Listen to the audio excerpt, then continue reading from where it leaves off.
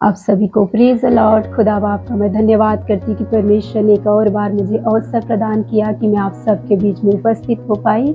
मैं खुदा को महिमा देती हूँ। जब आज बाइबल में से हम देखते हैं तो बाइबल क्रोध के विषय में, गुस्से के विषय में आपको और मुझको कुछ कहना चाहता है, कुछ सिखाना चाहता है। तो हम जब सबोपदेशक 7:9 देखते हैं मेरे प्रियो, तो बाइबल कहता है, अपने मन में उतावली से क्रोधित ना हो, क्योंकि क्रोध मूर्खों ही के हृदय में रहता है।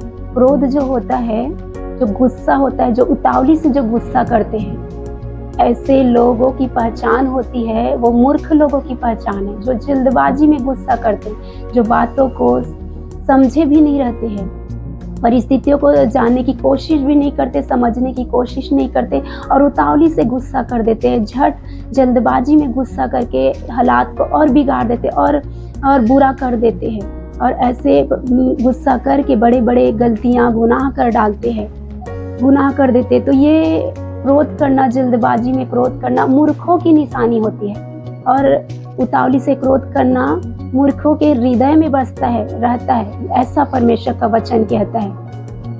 और दूसरा वचन जब हम देखते हैं मेरे प्रियो, तो नीति वचन 19:19 कहता है, जो बड़ा क्रोधी है उसे दंड उठाने दे, क्योंकि यदि तू उसे बचाए तो बार बार बचाना पड़ेगा। जो बड़ा क्रोधी है, जो बात बात में गुस्सा करता है, तो ऐसे लोगों को उनका दंड उठाने दे, कहता है हमारा परमेश्वर।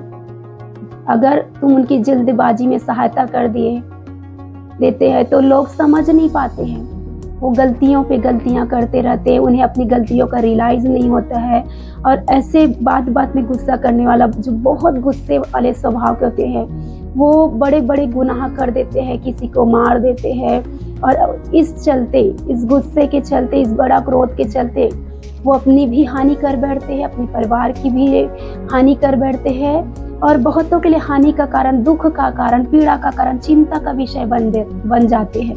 तो ऐसे लोगों के लिए परमेश्वर का वचन कहता है कि तुम उनकी झट सहायता ना करना, उनकी जल्दबाजी में सहायता ना करना, क्योंकि अगर तुम उनकी जल्दबाजी में सहायता कर दिए, उन्हें दंड उठाने नहीं दिए, उन्हें दंड उठाने दो, कहता है परमेश्वर। तो जो गुस्सा वो करते हैं तो उन्हें दंड उठाने दो, ताकि उस दंड में, उस सजा को उसे पाने दो। जब वो सजा उसके जीवन में आएगा, वो दंड उनके जीवन में आएगा, तो वो सीखेगा कि मुझे ऐसा क्रोध नहीं करना चाहिए था, ऐसा गुस्सा करके मैंने अपनी हानि कर लिया, अपने परिवार के लिए हानि कर दिया, मेरे जीवन को खराब कर लिया, मेरे परिवार के लिए मैं एक चिंता का विषय बन गया। तो वो सीखेगा उस बात से, उस क्रोध के कारण वो सीखेगा। तो ऐसे लोगों को परमेश्वर का वचन कहता है कि जो बड़ा क्रोधी है उसे दंड उठाने दे, ताकि उस दंड में रहकर, उस सजा में रहकर वो सीख सके, एक अच्छा इंसान बन सके और उस दंड के बाद वो उनका जीवन संवर सके, सुधर सके और फिर से वो गलती ना करे। क्योंकि आगे वचन कहते हैं, क्योंकि यदि तू उसे बचाए तो बार बार बचाना पड़ेगा।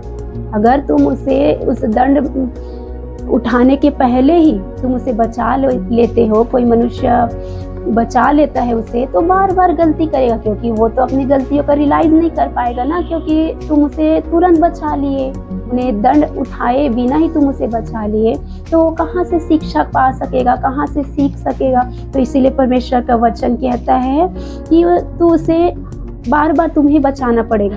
तो बार बार उसके जीवन में ऐसा हालात ना बने तो बार बार गलती करे, बार बार समस्या में पड़े और अपने लिए, अपने परिवार के लिए समस्या का कारण बने, चिंता का कारण बने। इसीलिए उसे दंड उठाने दे। और तीसरा वचन कहता है भजन संहिता 37:8, क्रोध से परे रह और जलजलाहट को छोड़ दे, मत कुड़, उससे बुराई ही निकलेगी। यहाँ पे परमेश्वर का वचन कहता है, क्रोध से परे रह और जलजलाहट को छोड़ दे, मत कुड़, इससे बुराई ही उत्पन्न होती है। जो गुस्सा है उसे छोड़ दे, कहता है हमारा परमेश्वर, क्योंकि गुस्से में हमेशा गलतियां होता है, पाप होता है, बुराई होता है, मन में जलजलाहट, मन अशांत हो जाता है, हम शांति को खो बैठते हैं और मन में बहुत सारे नकारात्मक सोच, विचार, कुड़कुड़ाहट आ जाता है, तो ये सब चीज से बुराई ही उत्पन्न होता है।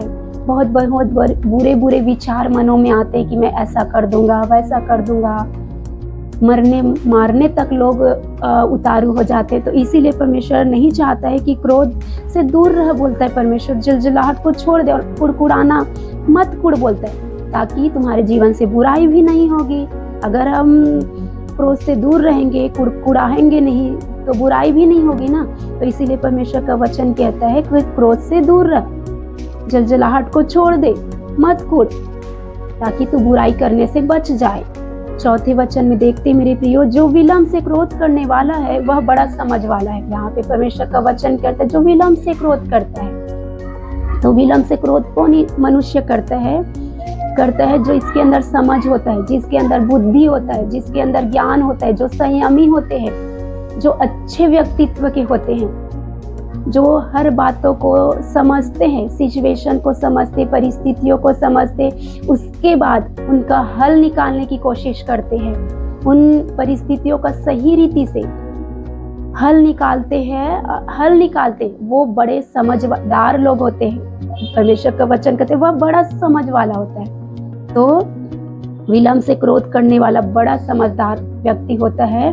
तो आज हम सबको चाहिए कि हमें समझदारी से अपने हालातों का, परिस्थितियों का सामना करने की ज़रूरत है। क्रोध हमेशा सब कुछ बिगाड़ देता है। क्रोध से बड़ी बड़ी घटनाएं हो जाती है, किसी की मृत्यु का कारण बन जाते हैं, किसी के लिए चिंता का विषय बन जाते हैं, किसी के लिए बड़ी बड़ी प्रॉब्लम खड़े कर देते हैं, अपने खुद के जीवन के लिए, परिवार के लिए बड़े बड़े तकलीफ का कारण बन जाते हैं, चिंता का विषय बन जाते। तो आप सबों को परमेश्वर का वचन कहता है पहला काम करने की ज़रूरत है मेरे प्रियो, कि क्रोध करने में उतावली नहीं करना है, जल्दबाजी नहीं करना है। दूसरा काम करने की ज़रूरत है, जो बहुत क्रोधी है तुरंत उसकी सहायता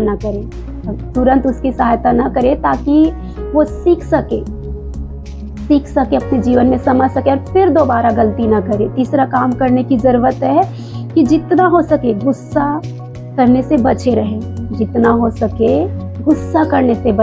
क्योंकि हम गुस्सा करने से बचेंगे तो हमसे पाप नहीं होगा, बुराई नहीं होगा, मन का कुड़ना नहीं होगा, हमारे जीवन में बिना मतलब की चिंताएं, परेशानियां नहीं आएंगी। हम हर हालात परिस्थितियों का सही रीति से सामना कर पाएंगे और हमारे जीवन में ऐसा करने से सुख और शांति बनी रहेगी, हम आशीषों को देख पाएंगे।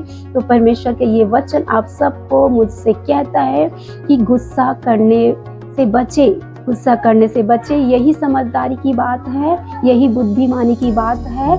तो परमेश्वर इस वचन के द्वारा आप सबों को बहुत आयत की आशीष दे और परमेश्वर का अनुग्रह आप सब पर बने कि आप जितना हो सके गुस्से से बच सके, क्रोध से बच सके।